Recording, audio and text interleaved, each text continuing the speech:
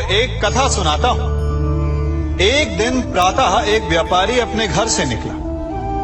घर से निकलते ही एक बिल्ली ने उस व्यापारी का मार्ग काट दिया। व्यापारी घबरा गया। वो फिर से घर लौट गया और शुभ घड़ी की प्रतीक्षा करने लगा।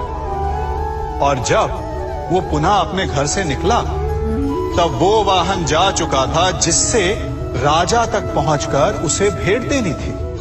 राजा को भेंट नहीं मिली। राजा क्रोधित हो गए। राजा ने उस व्यापारी का व्यापार बंद करवा दिया। इस कारण व्यापारी क्रोधित होकर घर पर अपनी पत्नी से लड़ बैठा। पत्नी अपने बच्चों समेत मैके वापस चली गई और उस व्यापारी के जीवन में यदि कुछ रह गया था तो केवल अंधकार। और इन सब का कारण वो उस बिल्ली को मानता रहा जिसने उसका मार्ग काटा था। ऐसा ही एक दूसरा व्यापारी राजा को भेंट देने निकला और उस व्यापारी का मार्ग भी एक बिल्ली ने काट दिया।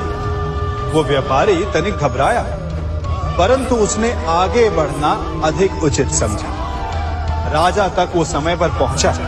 उसने राजा को भेंट दी। राजा प्रसन्न हुए और राजा ने व्यापारी को अपना व्यापार बढ़ाने की अनुमति दी, स्वर्ण आभूषण दी। जब व्यापारी घर पर पहुंचा तो पत्नी को आभूषण और अपने बच्चों को देने के लिए वस्त्र थे उसके पास।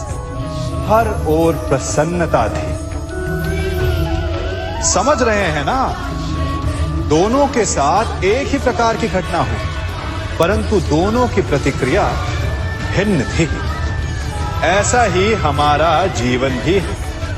हमारे जीवन में प्रारब्ध का अपना स्थान है, परंतु उससे कई अधिक महत्वपूर्ण हमारी प्रतिक्रिया, हमारे सोच का प्रभाव है। क्योंकि यही हमारे जीवन को आकार देते हैं। इसलिए अपनी सोच को सकारात्मक रखिए।